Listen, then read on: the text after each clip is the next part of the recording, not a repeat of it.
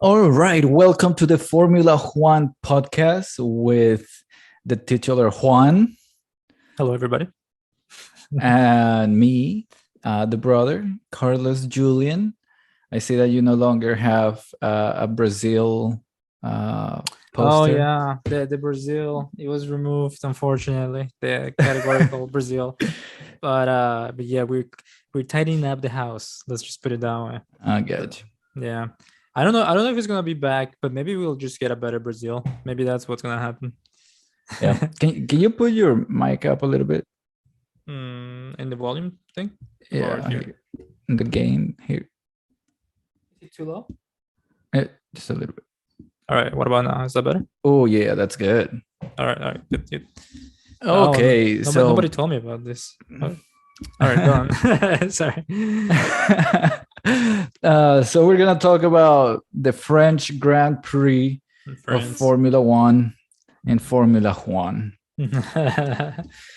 Oh Give yeah. me So, your overall thoughts, I initial mean, thoughts. where to start? I mean, I honestly think this is gonna be the shortest podcast because there's just like one thing to talk about, There, and yeah, then there's one thing, but about this one thing, I think we can go very broad. I have some.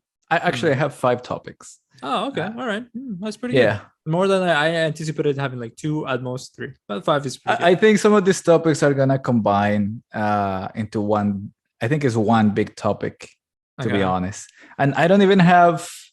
Sorry to the listeners out there, but I don't know if I have criticized the FIA here to rant.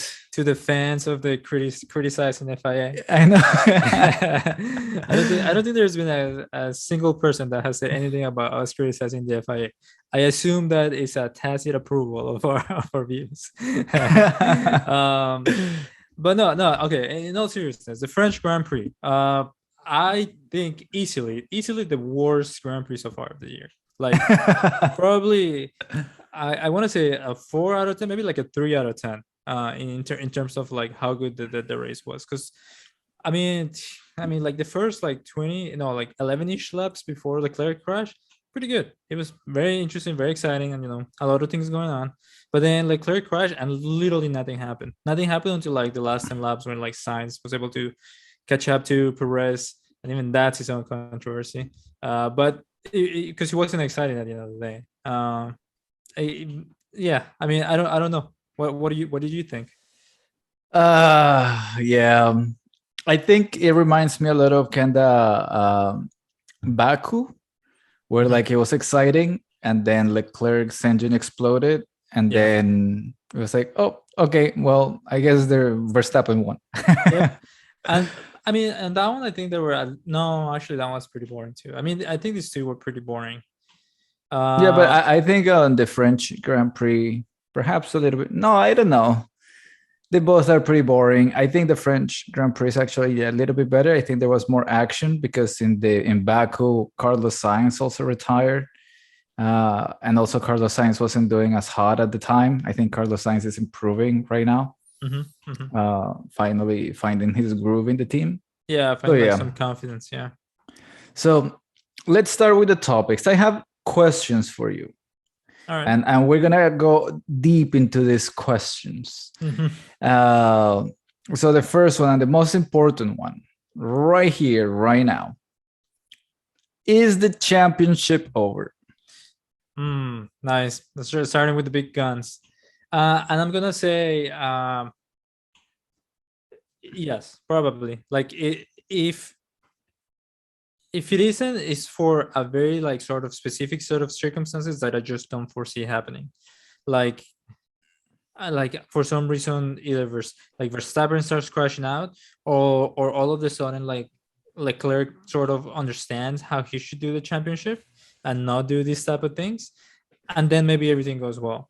But I Yeah. think at this point you are asking Leclerc or Perez or Sainz, which are like the three, the two behind Leclerc, to literally win every race from here on out, or like try to win every race, and then maybe Verstappen doesn't finish one or two of those races.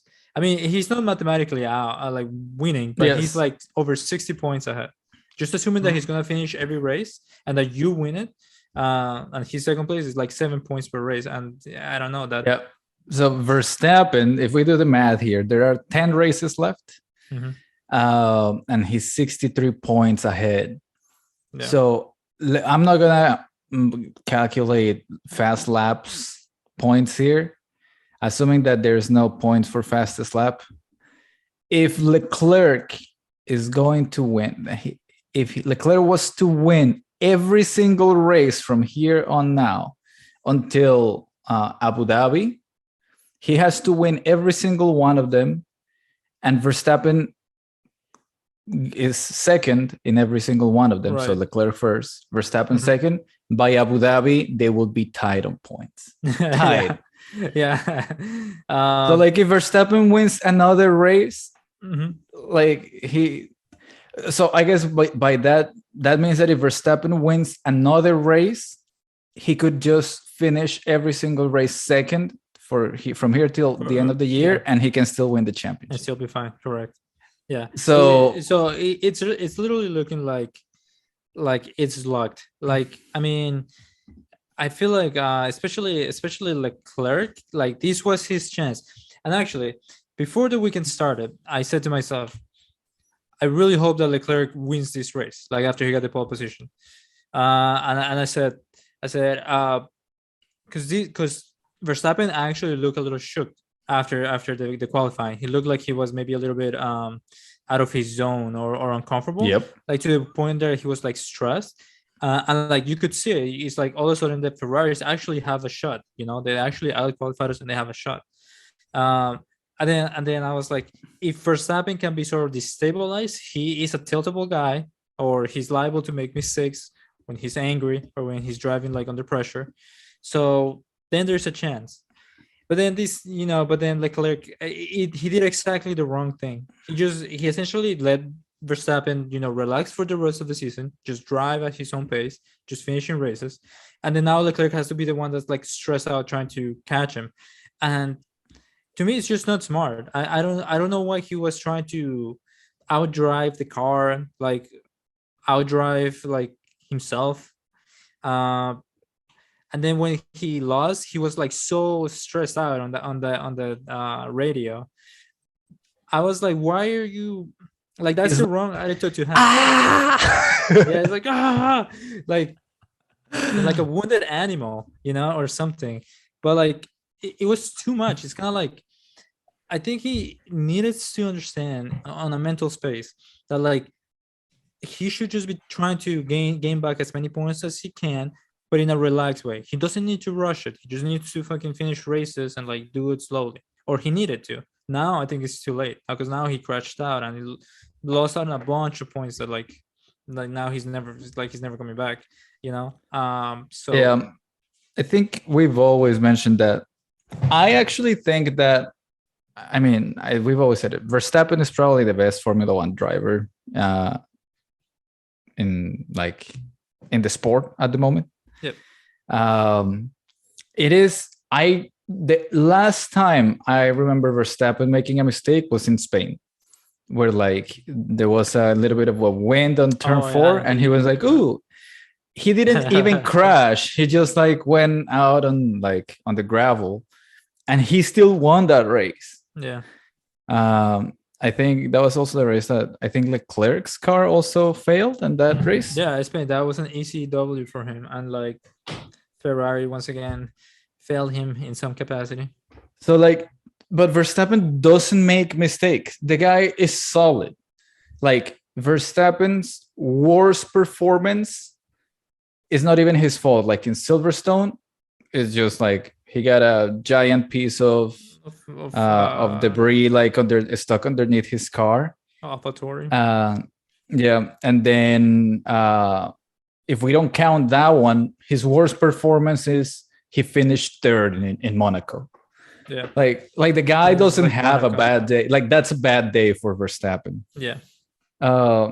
So I don't. Leclerc is just prone to having this sort of mistakes. The guy is really fast, and I do think that perhaps he's the fastest driver in the grid, but he's not the most complete driver. He always makes these mistakes when he has to just show up. And sometimes it's not even like under pressure. I don't think he was under any pressure here. Actually, the beginning of the race, he was under a lot of pressure, and he just needed to keep Verstappen behind. And I'm like, this is when Leclerc can probably make a mistake, and he didn't make it. No, it was just all on his own after Verstappen pitted. So yeah, I mean, I don't know. It's kind of hard to tell, just from the camera angles and stuff. Like what was really like, and did you see the interview? Because yeah, he just blames himself. Yeah, he just admits that like it was his mistake. That like he essentially threw the championship away, in that swift moment. But I don't know. I think he just has the wrong attitude. I don't know. I like I think ideally you will probably go back, not try to win, just try to drive clean, drive fast, and enjoy the rest of the season. And maybe you get second place, like as long as you don't keep making mistakes. And I think that's fine. You enjoy it, and then maybe if you do well, and Verstappen doesn't finish for like 2 or 3 races, then you're back at it. But this whole like being stressed and like all in on like the 11th race or whatever this is, it's I don't know. It didn't seem smart to me, and unfortunately, that kind of like, I don't know. I think doesn't necessarily remove the excitement from right now. Like like it's possible mathematically speaking that like something happens, but like I don't know. Once we're like 3 or 4 races out, we all gonna know that like okay, it's not a lot of things matter anymore because Verstappen is probably just gonna win it. Yeah. The next question I got for you, an important one here. Sure. Can Leclerc ever beat Verstappen? Yeah, I think so. I mean, over an entire season? It's difficult to say. Like, I mean, is this? I guess the better question is like, is this Leclerc how he's going to be always? No, I really don't think so. I think he's become a much stronger driver than he was when he first started. Not so much in speed as much as in like confidence, especially like at the first half of the season. He was like really just like naturally driving. He felt like he was just doing well, and he felt calm and like just like very, very solid driving. I think he's still that, and I think he's gonna be like that for like at least another like 3 or 4 years. Well, he still has like that young edge. So I think there's plenty of opportunities for him to come back and learn from this, and and maybe have a better car too. The Ferrari has not been the most reliable, and it's also not generally the fastest, especially on the straights, which is a big problem. So no, I don't think you can seal his fate yet. I think he's still among the top 5 best drivers in the grid. Like he's if not top 3, the most talented ones. So yeah, I don't know. I mean, I think it's very possible. And Verstappen also like under different circumstances. I think he's liable to falter under the pressure as well. I think it's very difficult for Verstappen to ever like be put under that much pressure. Like you need to put Verstappen under a lot of pressure for him to start becoming like really aggressive, and for him to start showing like his dark side per se. And I don't know if Leclerc can actually do that. Leclerc reminds me a little bit of Montoya, where like Montoya was probably faster than any other guy in the grid, but he was also prone to accidents, also reliability issues all the time. He would put in like amazing laps together or amazing performances, but then he was kind of like his own worst enemy. Leclerc is not as aggressive as Montoya was, but it's just like in that aspect, just like a really fast driver that has reliability issues and like prone to accidents on his own terms. Yeah. So I don't know. It like with Montoya, that's just who he was the whole time, and I think that like, that he didn't change or evolve from that driving style. So like my question is like, can Leclerc overcome that? I know that he's on the younger side. I think Montoya was like 25 or 26. I think Leclerc is a little bit younger than that, like 21, 22. I don't No, know how old I think Leclerc it's like is. 24 or actually 25 at this point. How old is Charles Leclerc?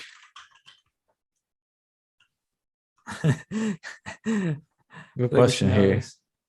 24. 24. Yeah, Montoya was 26 when Mm. like he was already set on his ways. And this was like around 2003 when like he kind of could fight for the championship. So like, is this like Leclerc? I know that it doesn't mean that if one driver was like this at certain age than this driver, but it's just a point of comparison where I think like, is this just how the driver is going to be forever? That's just their style. I mean, I'm sure it's not going to go away entirely, but I feel like he's still good enough to win championships. I mean, he's still like, I don't know, he's still a very like incredible driver. So like, I think there's still gonna be plenty further opportunities. I mean, of course, this was a year in which like it was certainly achievable. I mean, and I don't know. I mean, we're talking like it's over, but it may not be. I mean, there's still like a chance for redemption, chance for mistakes, and maybe the Red Bull reliability comes. Yeah, it has to be Verstappen mistakes, or it has to be reliability. But Verstappen mistakes are not going to happen, and the Red Bull actually seems pretty reliable at the moment, more so than the Ferrari. The Ferrari doesn't seem as reliable as it looked like at the beginning of the season. Yeah. So, like you had Hamilton and Nico Rosberg together in the same team for like 3 years or so, where like, or 3 or 4 years, where finally Rosberg beat Hamilton once. If Leclerc and Verstappen were on the same team, can Leclerc ever beat Verstappen over an entire season? I don't know. Well, I mean, if they were in the same team, but the same team was in Red Bull, yes. Like, because I feel like the Red Bull car is customized for Verstappen, it's essentially his car, and that's why nobody else can drive it. And even Perez on his better days, he's not even able to match him.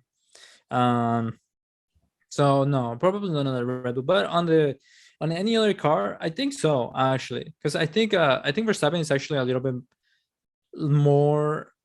He's more used to the cars as they are at the moment, whereas I feel like Leclerc is just naturally a better sort of like, you put him in any car and he'll drive it well. Like he just has a very natural skill, in my opinion, as to how he just drives a new car. So I think he could do it. I think he could be faster, but yeah, I don't know. But then he also crashed in that Ferrari, that classic Ferrari. I don't know if you remember. Yeah, he goes really fast, and then he's just like, "Oh, I have an accident." Yeah, yeah. I don't know. It's kind of a bummer, really. Because it's like unprompted mistakes. It's just like, I think, some carelessness every now and then. Yeah, like I don't know if he gets too overconfident or yeah, he puts himself under so much pressure that it's not needed. Yeah. I don't know why. That's why I say, like, can he iron that out of his system? Because eventually, I think this is the only year that he really had a really good shot, like a really high chance. I don't know if then in the years to come, it is going to be as clear as in this year. Yeah, because people are gonna catch up. I don't ever like. I know you say, "Oh, it's gonna be always Red Bull, Ferrari."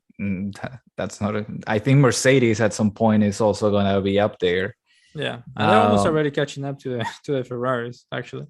Yeah. So it's like the shot that he had. It was on this year, and I think they've been throwing it, both Ferrari and Leclerc.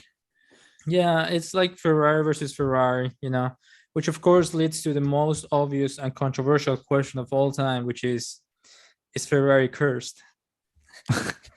Which is no. The answer is obviously not. I mean, like, no, it's. I mean, you would think that based on like the past like 10 years, where like Ferrari just like had like a bunch of opportunities, and for whatever reasons they managed to throw it all away. But I mean, like, I don't know. I don't know. You can say that they're more cursed than like a McLaren or like I don't know, Williams. Williams is an actually cursed team. That team like lost its hair and like and like it became deaf. I don't know.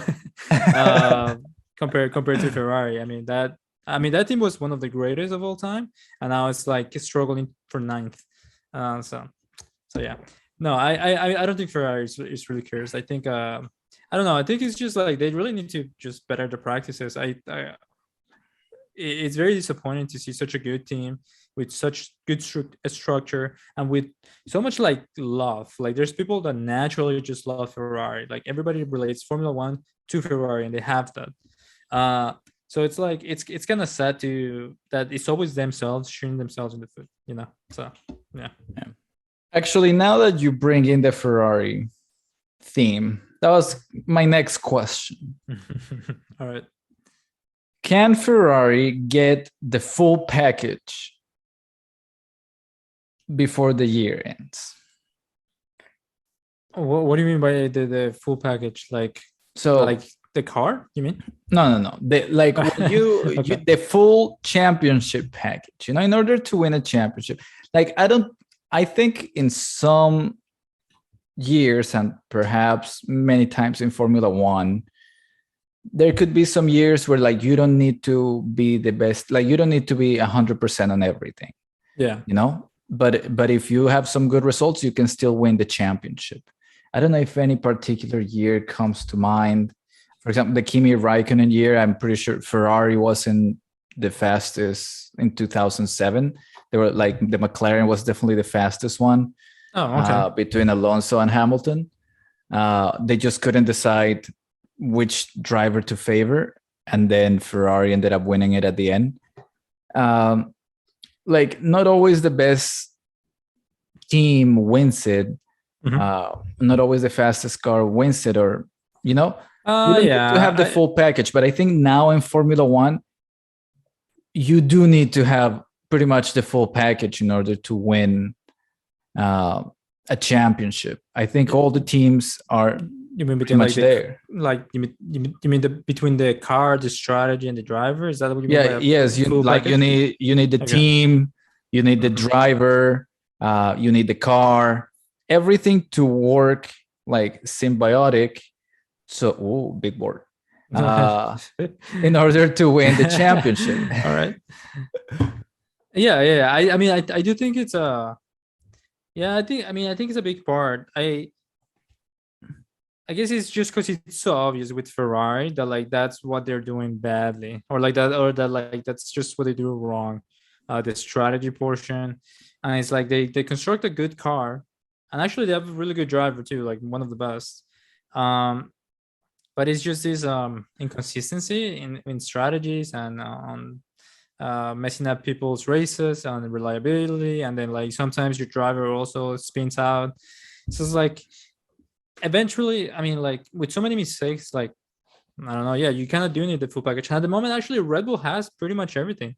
They have a really good, fast car, seems to be reliable. The team strategy is always on point. Actually, we're talking about this, the other time, where the like their calls are on point. They're like ballsy and they're quick and they're usually right also. Like I'm never like wondering why Red Bull did something. I'm always like, yeah, that's a good thing to try. I don't know. Like, yeah, you're trying something. And they're always like there. So I think they do in many ways have the best package. That being said, Mercedes is a formidable opponent. And when they're back, they don't have the car at the moment. But yeah, I think what you're saying is probably right.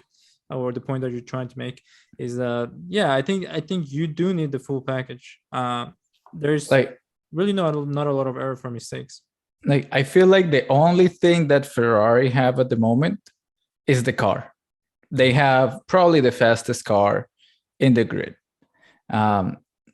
Overall, I thought that the Red Bull was a little bit better, but like even like on these tracks where like there are big straights, the Ferrari seems to be like edging out the Red Bull. Yeah. And like the power tracks that we felt like we're going to favor Red Bull, the Ferrari has been really going at it, like Austria, Silverstone, I think Canada as well. I don't remember what happened in Canada. That one. And what was the one? And France, like, is a really big, like, has a lot of straights, and like the Ferrari just seems to win overall, even though we thought that the Red Bull was gonna be better on those tracks. Yeah. So I do think that the one thing that they have is the car, but I don't think they have the driver. Like, I think that Leclerc is a really fast driver, but like he's like victim of his own mistakes, you know? Yeah, I mean, okay, yes, but I don't know. At the end of the day, you kind of have to see the positives for where they are. I mean, like, you kind of do expect this from Ferrari this year because it's the first year like that they haven't been third for a while, at least 2 or 3 years. So they're trying to get back into like a nice, championship winning car. If you told them last year that they're going from third to second, I think they would have been not happy with that. I mean, it's good to climb up, into the few places, and then maybe next year they come back and with a good package as well, since they have a little bit more funding. So I don't know. I mean, I just think that's how the game goes. I mean, you can evolve and you have to take your wins. There is something that Ferrari does that I don't know if it's the right approach, although I do think that it has seemed to work for them in the past. And in the past, I mean, only in the Michael Schumacher era, and not even all that much. And what I mean by that is that if I look at Red Bull, who is the number one driver? Verstappen. Verstappen, yeah. Red Bull and Christian Horner will do anything for Max Verstappen. Anything, you know? Verstappen can get mad, and then they'll be like, I'm sorry, Max. Like, like the DRS doesn't work in Spain. It's like, and he's like, I'm pressing the fucking thing like a million times and the DRS won't open. And they're like, yeah, Max, sorry, we're looking into it. Try to press it only once. We'll fix it. Like, it's pretty much that. When Hamilton, like, if you look at Mercedes and Lewis Hamilton, Hamilton ends 13 or 14, whatever, in Imola. And then Toto is like, I'm sorry, Lewis, the car is a piece of shit and you shouldn't. We're going to get this better. We're going to get you there. I'm sorry. This is unacceptable. All of it seems like the same, I think, for McLaren. Lando is like, whatever you need, Lando, we're going to get you there. For Alonso, whatever, Fernando, we're going to, like, it seems like all the teams favor their number one drivers a lot and like really prioritize them. And I think in Ferrari, that's not the case. In Ferrari, the team is above everybody else. Everybody has to favor the team, including the drivers that are working for the team. Yeah. And I think that that's the incorrect approach. As big as your like brand is, the reason you're not going to win championships is because you're prioritizing yourself over the people that are going to get you there. Yeah. And what I mean, the rumors that actually were going on last year, I don't know if it's the case anymore. Well, okay, so I mean, to start with, in 2019, I mean, Binotto clearly said that he wanted to favor Vettel over Leclerc, but then like that immediately like backfired when like in the first race of the fucking season, when Leclerc was just going faster than Vettel. Leclerc is it's just like passing Vettel on Bahrain on like lap 11, and it's like, and like not even trying that hard, like he just like went off after that. And it's kind of like, I mean, immediately you were like, why is he? Maybe there should be like a level playing field now. Like, let's see who is the better driver for a little bit. And then, well, Vettel left, and then Leclerc was left. But then Carlos Sainz came, and apparently, like the rumors last year was that Binotto was favoring Sainz, like the Sainz input over Charles Leclerc. And like, I mean, I don't know. I mean, I can't verify that. I mean, they said that the rumors are not true, but it's like, I mean, I wouldn't be surprised if it was. For some reason, I feel like Ferrari always. Yeah, I think the issue is that Leclerc for some reason. I think the issue is that Sainz is better, perhaps more vocal about what the car needs, Mhm. what the strategy needs. And I don't see Leclerc doing that. Leclerc is just the fastest driver out there. But if you ask him for feedback, he's like, I don't know, man. Like, Yeah. I turn and the car turns.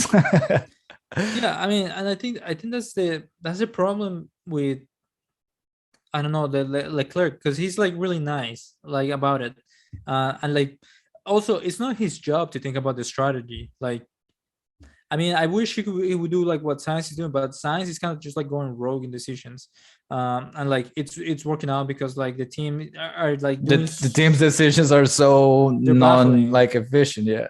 Right, and even as the driver, without the information, you kind of like, no, that doesn't feel right.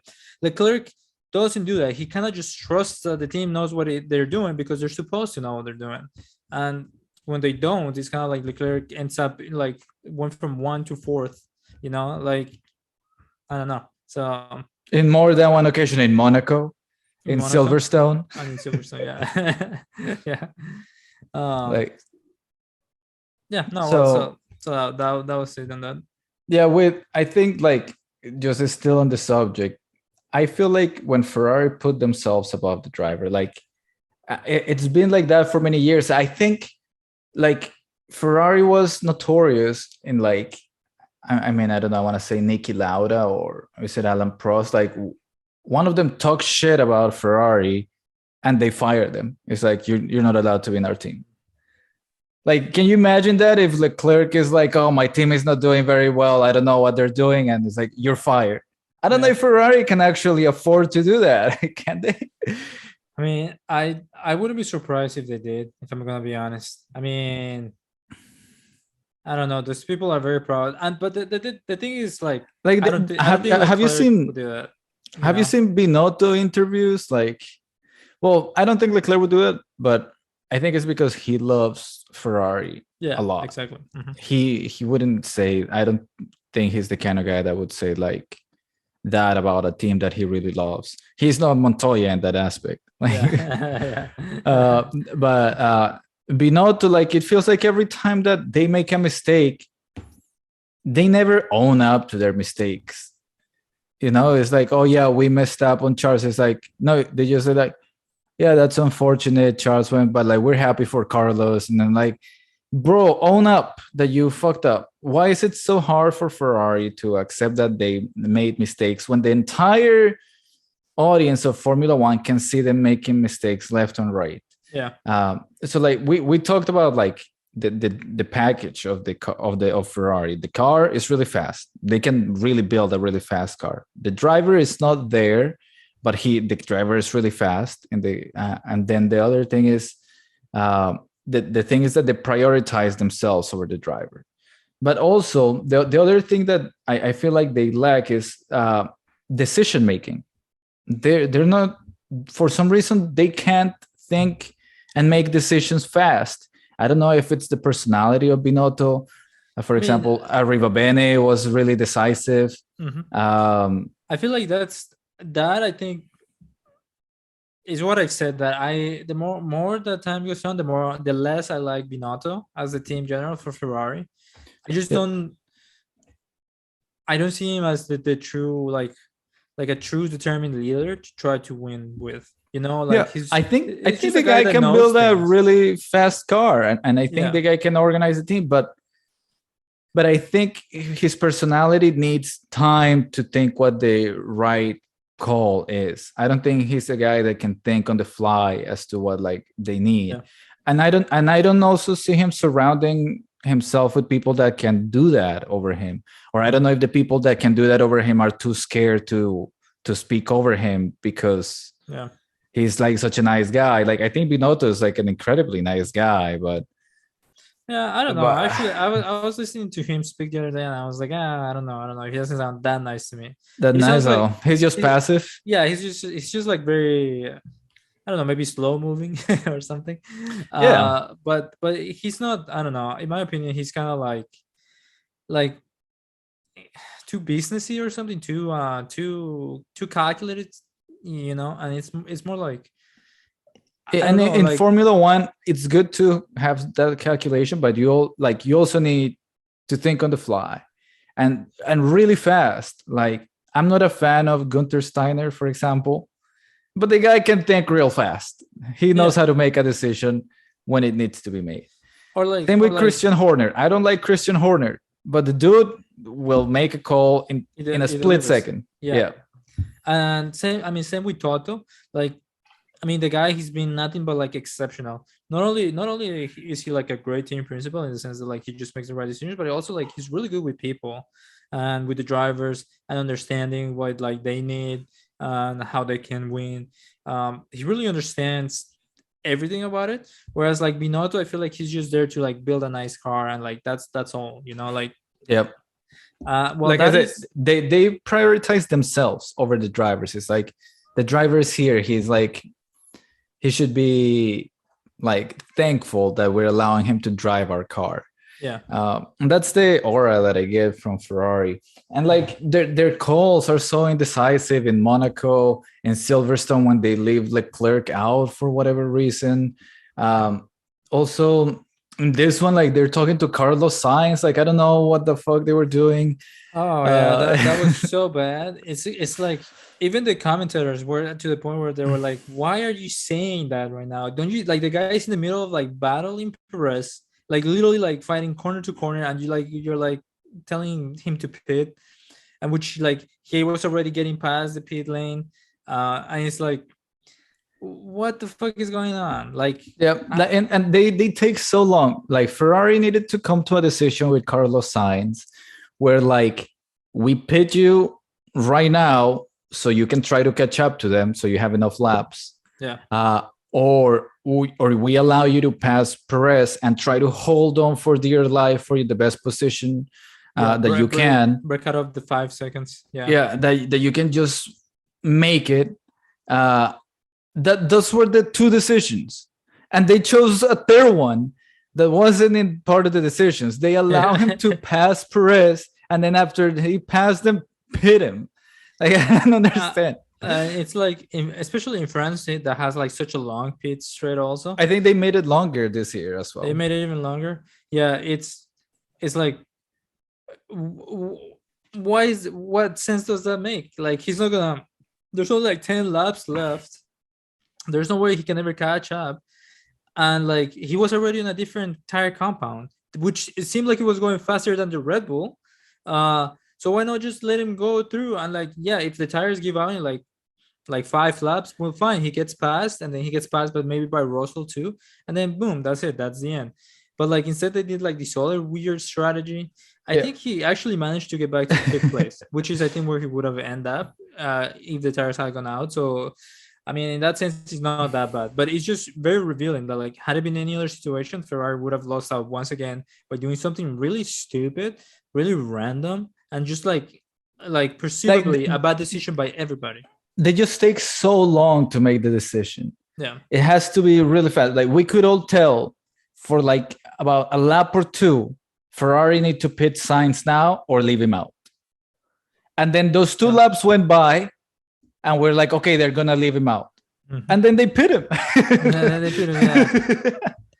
So you like, I don't know how you missed those 2-3 laps where like we're like, okay, this is what's going, and then you're like, oh, I don't know. It's like, I don't know if they're playing like next level poker. It's like you didn't see this coming. And then I mean they put him on like a set of hards.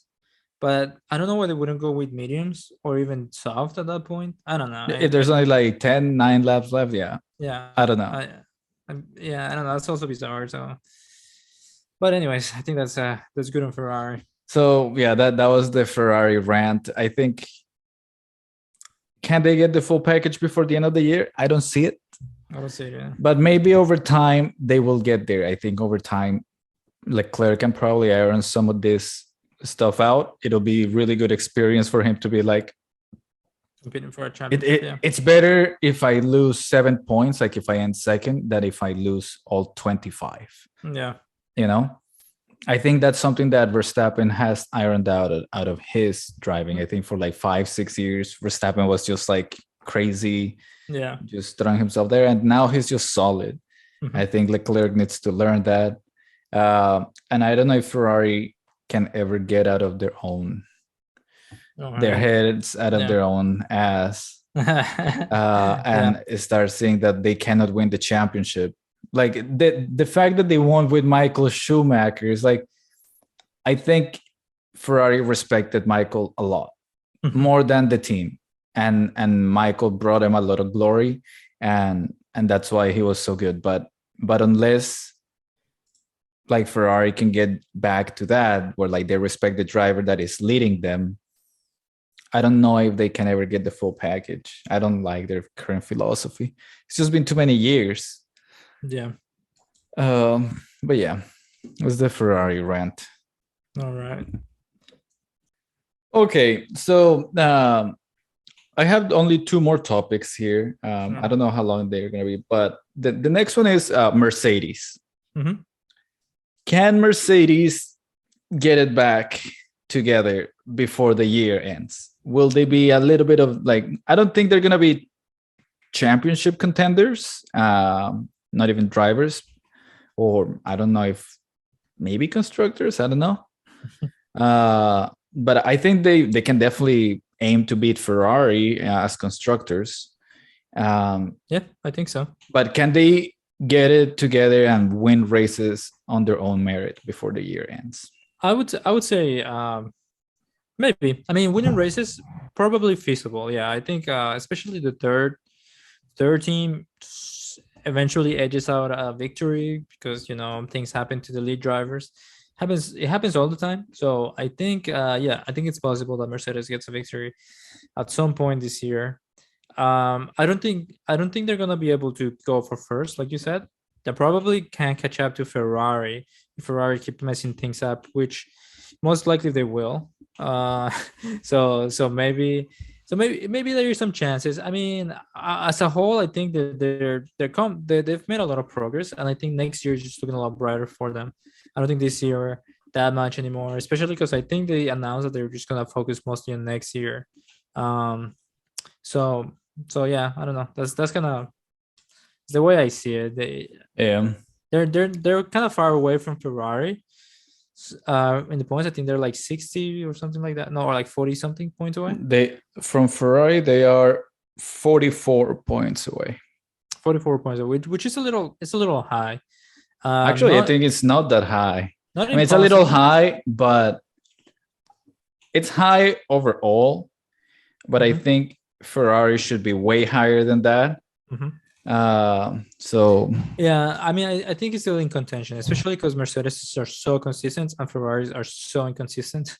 yeah, Uh, but the Ferraris are faster, like evidently faster. They're probably the fastest car in the track many times. I think they're, for example, since Hungary is coming up, I think they're probably gonna get a 1-2 on that. I will be very surprised.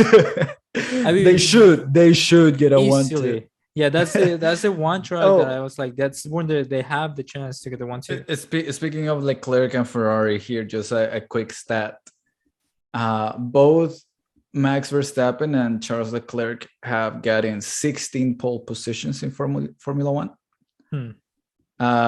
Wait, I had it here. You know, out of those 16 pole positions that they have gotten, how many wins Charles Leclerc has and how many victories like Verstappen has? I think Leclerc is like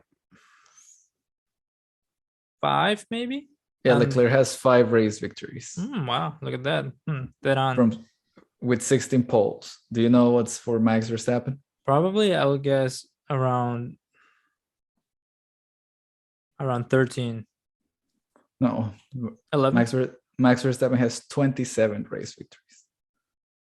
Oh! I thought you just meant from the pole ones. I No, see. no, from pole. I don't know. In just in all of the Hmm. history in Formula One, Okay. Interesting. 27. That's a lot. like the guy is pretty good.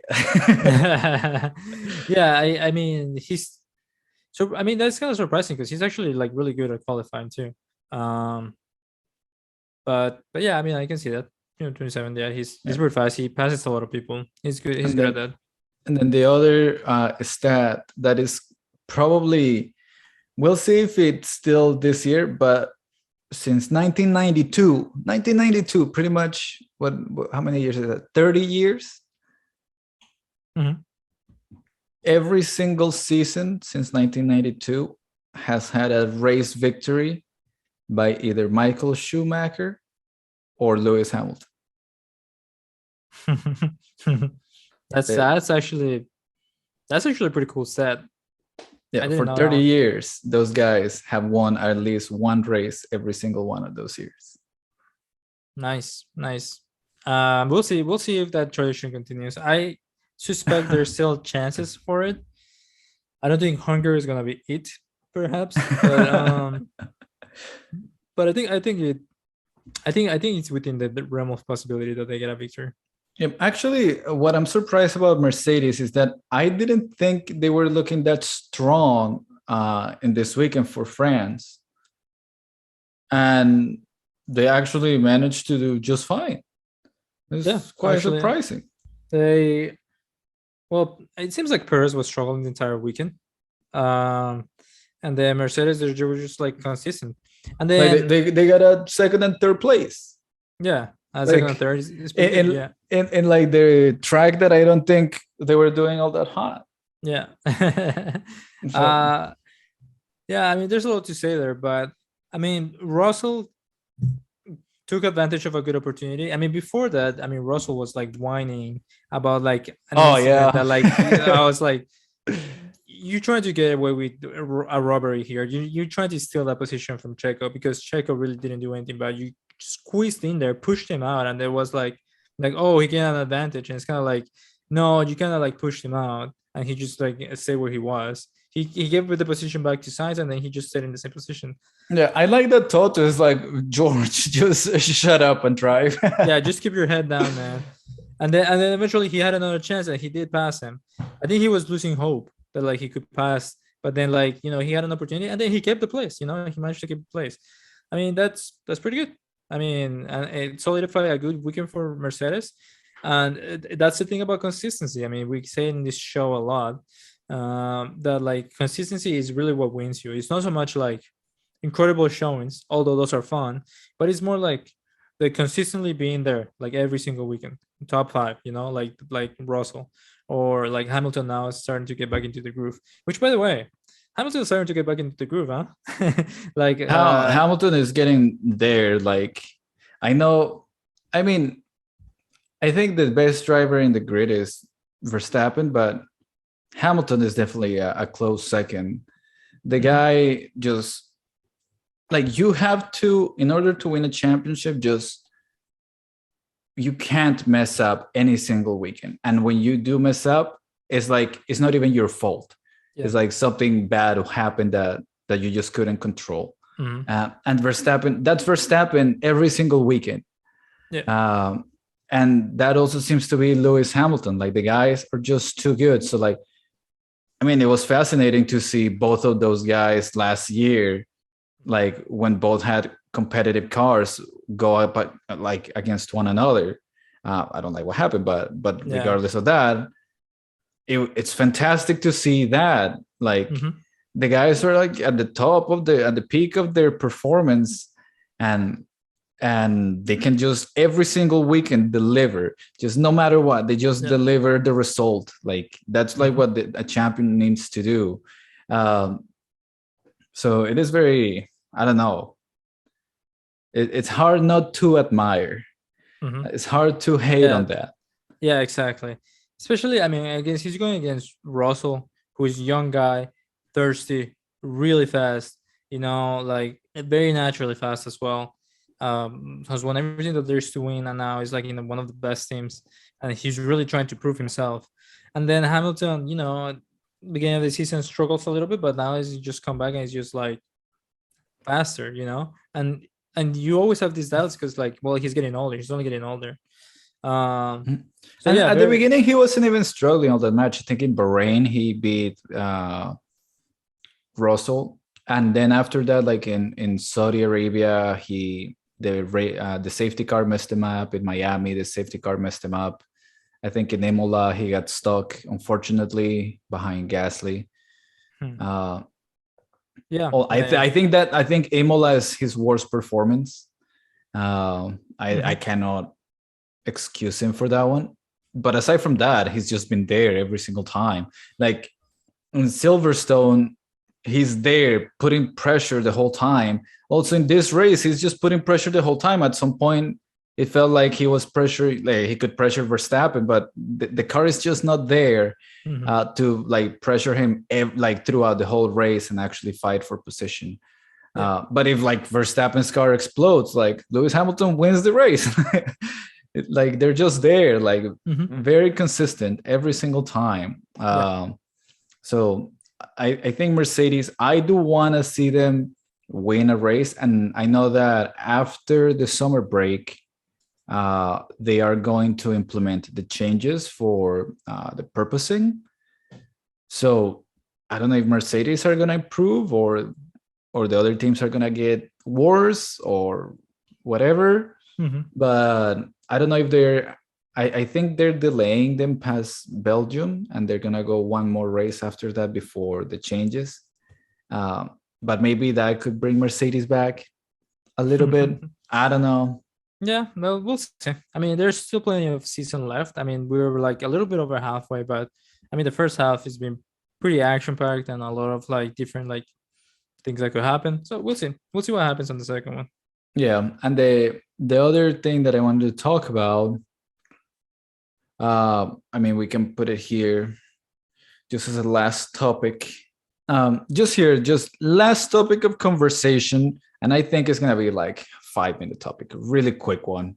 All right. Is a criticism of Sergio Perez. What do you do now?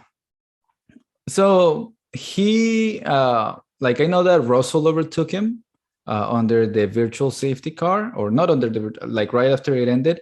But Sergio Perez said that there was an issue with the safety car, virtual safety car system. I don't know if you saw that. Yeah, he said that it was ending on lap on like turn 9. on turn 9, and it ended up then saying turn 13. Yeah. And the FIA have actually come out and say that like, yeah, they had an issue. Yeah, they had a little glitch or something. A little issue with their system, that this virtual safety car ended at a later point that they intended to. And he says like, well, that's why I lost the position. We should do something about that. But it's not like that. My criticism of him is like, that's the same information all the other drivers have. You know, it's not that he was the only one. Is that he was the only one that lost because of it. I don't know. I feel like that's a very driver excuse for something. You know, it's like you don't want to admit that like you lost the position fairly. But like I think like, I mean, and Perez has gotten positions in the past, but like the other driver making a mistakes, and like he like, you know, like he makes fun of him, like he's not too smart, that one, you know, that oh yeah. when he passed like Magnussen or something. And it's kind of like, bro, like just, yeah, you mistimed it and the guy passed you. You were sleeping on the job. The guy just like, oh, took your opportunity. And it's like, there's no reason why you couldn't have like gone and reacted as fast as like he did. I mean, even if the safety car is ending, I mean, you still have to, like, especially if the safety car is ending, you have to be as quick as you can. It just seemed like he didn't react in time. It just, I don't know. I feel like Russell was way behind, or like not way behind, but like behind enough that like you should have just been like careful all the time, and he wasn't. So I mean, I don't know. He lost the position, and he comes up with like this excuse that is like, yeah, no, well, you know, the safety car. It's kind of like, come on. I mean, I do agree. There was a glitch. But nobody else lost a position because of it. Just him. Yeah, exactly. So yeah, so it's an excuse. I mean, it's like it was a level playing field. Like I understand, like, oh, there was an issue. If it was just on like for your car, okay, I won't shit on you. But but it happened to everybody. It happened to everybody. It happened to all of the drivers. So. Exactly. So I don't think that that's an excuse for him. So it's just a little bit of a criticism. Like I understand, yes, but also no. Sorry, not sorry. Exactly. Yeah. Okay, let's criticize the FIA because they didn't give me anything to criticize them this week. Yeah. Just Ah, yeah. I yeah, don't I think mean, there's much criticism here. yeah, You can they did just nothing wrong this time. They get away with this one. yeah, track limits could be the only thing, Nah, it's not worth but it. I feel like they did okay and all that. So yeah, it wasn't any major thing that I feel like eh. We can just jump into rating the drivers. So you ready for this? yeah, let's do it. Let's go with Charles Leclerc. All right, Charles. I don't know. I mean, he was doing well until that point. He got the pole position. I'm gonna give him a 2.5. It's uh, sad, but it was his mistake. He's out of the race. You could yeah. argue that it's a 2 actually, but Carlos Sainz. Sainz, he actually did okay, and in some aspects of qualifying, he seemed like he was going faster. Then he was faster than Perez on medium tires, and he actually managed to catch up. The Ferrari fucked him up. I'd say, I don't know. I was thinking maybe a 4.5. I could see it being a 4.2 though. No, 4.5. I think that's fair. He really did what he needed to do on his own. Okay. Max Verstappen. Max Verstappen, probably a 5. Actually, he didn't get pole position. But then again, Leclerc did get propelled forward by Sainz. No, I'm keeping the 5. I think Verstappen was playing that race very smartly. The fact that he wasn't, lunging for it against Leclerc, I think it was good racecraft, and he was keeping it cool, and he would have been probably a good duel at the Yeah. end. So I think he was actually looking instead of like we said, like just going for it and fight him right there. It's like we're gonna play this long term. yeah, Can you beat us in the strategy? And if you can beat us, then by the end of the race, then I'll fight you for real. exactly. So I do like that. I think Verstappen did it pretty good. Mhm. So Perez. Perez was not driving fast. Was not even able to get top. Well, no, I think he did get. Did he get top 3? I don't really remember. No, it No. was Hamilton, Russell in the top three. So he got fourth because Russell Oh no, passed. no, sorry. Of purpose of qualifying. I think he Oh, might. I qualifying. think he might have been, but he lost it quickly after, so it didn't matter all that much. I'm gonna give him a, I don't know, a 3.5, maybe a 3, probably a 3. I think a 3 is more accurate. Okay, Lewis Hamilton. Milton did great. Did a great qualifying. Almost out qualified Perez. Uh, and even though the car is not, that good, he still managed to come up second ahead of Perez. Probably a 4.5. Okay, There's arguments for a 5 there, but that's fine. Russell. Russell, not as good as Hamilton, but still pretty good. Managed to get that move done in Perez. Let's give him a 4. Okay, Bottas. Bottas, how did Bottas finish? Bottas was like nowhere this weekend. I know, right? I don't recall seeing him at all. He got like Uh, 14. yeah, unfortunately, my stat sheet's not working. Oh no, there we go. Where is it? Wait, what did he finish? 14. 14th? Oh, but I thought he did a really good qualifying though. He got to Q3. I thought. I don't think so. Did he? I could have sworn that he was like He no, numbers. he qualified 11th. Oh no, he was 13th. I see it. Wow. Oh, all right. Well, I mean, I guess he was nowhere. And probably ended nowhere. Not really his fault, probably. I'm gonna give him a 3. I mean, I'm nothing exceptional there. And they just didn't show him. So I mean, what am I supposed to say? Yeah. Guanyu. He had that incident with Mick Schumacher, which Mhm. was kind of Mick Schumacher's fault.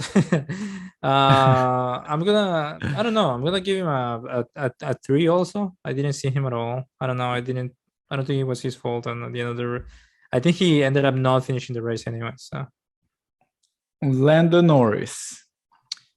Lando did good, much better than Ricciardo. And he, what did he? No, not that much better. I mean, Lando ended up seventh, Ricardo ninth. I think there were only like 8 seconds apart. Mm, I don't know.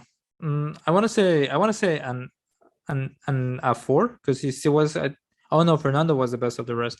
I think four is still fine. I think he did what he needed to do. He got a good qualifying and then he drove well. Fernando got the best of him at the end, but I mean, Yeah. it happened. Ricardo, Ricardo, I don't know, probably a three. I don't know. He just never seemed like he was showing any speed. He seemed like he was struggling. He didn't even get to Q3. I only got the position because a bunch of people went backwards. So yeah, no, yeah. I think a three. You know the Nico Rosberg theory that Nico Rosberg says that like it's not that Daniel Ricciardo is doing bad, it's that just he's doing good on the car. It's just that Lando Norris is just really good. Hmm. It could be. I mean, seems a So little like, conspiracy theory-ish, but maybe. I mean, it's possible. yeah, we only compare him against the teammate because they have the same car. So Yeah, I mean, and Sainz was doing fine in that car too. So I don't know. anyway, uh, let's do Ocon. Ocon, he got some positions back, but aside from that, he really was. I mean, I don't know. Ocon is the thing. The thing about Ocon is that Ocon is always kind of like silently just ends up in the points, which I think is what you need to do is consistency. But he didn't out qualify Alonso. He just drove well. I'm gonna give him a 3.5. Then Alonso, Alonso probably gets I don't know, 4.5. 4.5. You think he Yeah. drove as well as Hamilton and as I don't Sainz? know. He was the best of the rest. I'll put it that way, and just say best of the rest the entire race. So yeah. So 4.5. Yeah.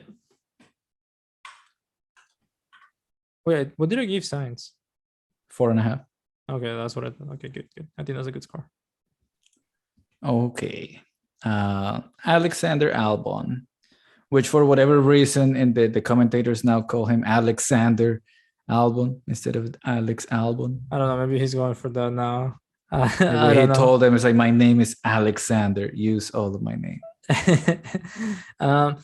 The thing about the Williams is that they have a little pace in qualifying, or like they have a good qualifying car, I think, but the race pace they always like go backwards. I think he did okay. I don't know, 3.5 or no, I don't know, I mean, I 3.5. think he did really good, but just the car is just not there at all. No, all right, let's keep it at that. I thought there was some incident with him. I don't remember with who, but there was some incident, maybe. Latifi. Oh no, it was Latifi who got into an incident when he was trying to pass somebody.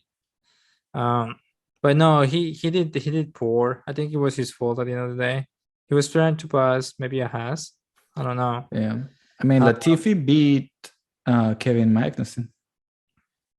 yeah, he did. But then again, Magnussen got kind of screwed. Um, I don't know, 2.5. He got in some incident. That's all I know. And he spun out. The fact that he beat Magnussen it doesn't mean anything. All right, now Magnussen. I mean, he had a really good start. I don't know what happened at the end. I know, right? They has went in like a different strategy. Like Magnussen and Schumacher, Magnussen especially, like, dude, the guy can show that he can be in a top team, A competitive and team, yeah. yeah, and go for a championship. But I don't know, the team, like, they pitted him really early. I think he was stuck in traffic and they were like, let's pit like right now so you can undercut them and really make up for it. And then the safety car from Leclerc happened. Everybody in front of them got like a free pit stop. They just got so he didn't. screwed. He ended up not finishing the race, right? Yeah, no, he didn't finish the race. I think Yeah. there was also some contact that he had. I think it was with Latifi or I Yeah, don't it know was. who. I think it was. I don't know. It was with somebody, but yeah, I Yeah, think I remember that. then like they retired the car. Mm. Um,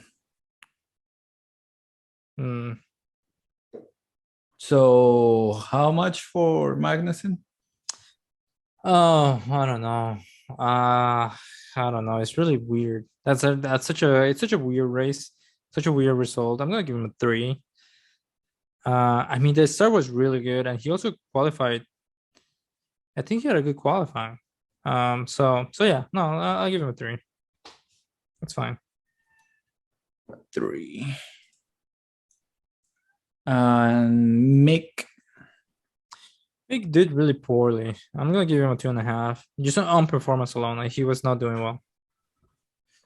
Yeah. What about Sebastian Vettel? Vettel tried to fight for the last point there against Stroll at the end, like on the last Yeah. lap, which was Did you kind of see? fun to see. You should see like how weird Stroll takes that last turn. It Oh, like he somebody takes it very, like somebody very slow. yeah, somebody was saying that like he was even like brake testing Vettel. Uh, it was I see. incredibly slow how he took it. Um, Oh, you're saying there's some like a little bit of aggression there by Scroll. yeah, yeah. I don't know why he I did that. I could see it. I could actually see it. I feel like he's I don't know. It seems like he's very frustrated in Formula One at the moment. I like it seems like he's driving for nothing almost for like a point or two, and I don't know if that's his dream scenario. So and he's also there because he wants to be there, not because anybody really is asking him to be there. Uh, yeah, I don't know. I could see something like that happening. It just seems like all the elements are there for like frustration and like aggression like that. Doesn't mean anything. I mean, like what would he have gotten out of it except like pissing off the team and his dad? uh, so no, I mean I don't know. He ended up with 1 point. I think it's because he drove better, just because he did some assholish Yeah, thing. I don't know. I give him a 3.5. I do. Who Stroll Yeah. and Vettel? Vettel a 3. Yeah, I do think that Stroll, and we've always said about Stroll, is like the guy doesn't know how to qualify, but has a strangely really good race pace. Yeah.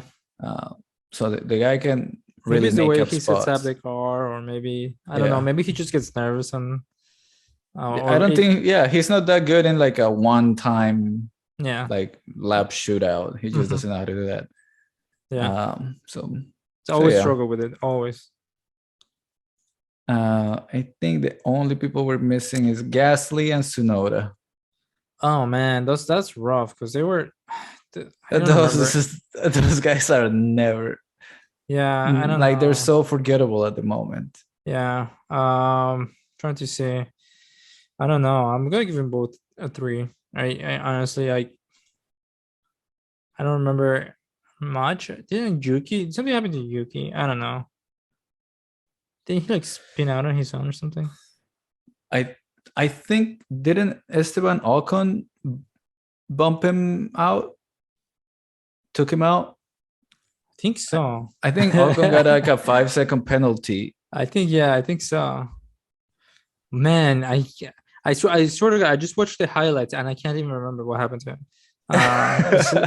Maybe. So no, I'm gonna I give him. think Ocon and Tsunoda, I think Ocon like took him out.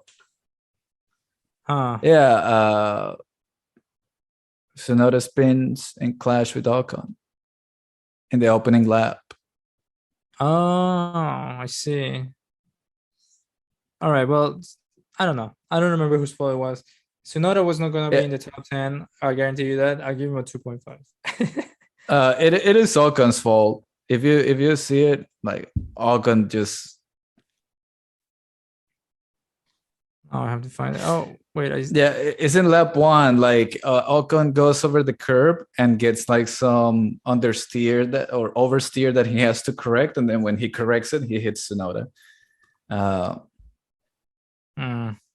It was an accident, but it was Ocon's fault. Like you lost control of your car, and when you try to get it back, you took somebody out.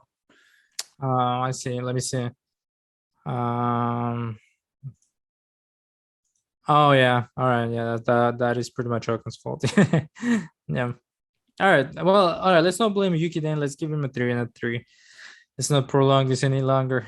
Gasly and Tsunoda both 3 and a 3. Yeah. Okay. So we're gonna see I'm assuming Verstappen here wins it. Mm-hmm. He's the only one with a 5. Then you have 4.5s for Sainz, Hamilton, and Alonso. Sainz, Hamilton, and Alonso.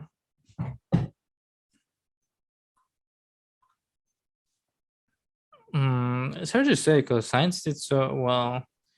I'm still gonna give it to Hamilton because he still outdrove a Red Bull, then Sainz, then Alonso.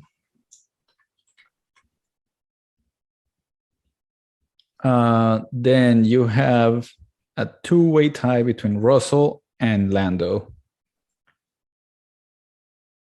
No, probably Russell and then Lando.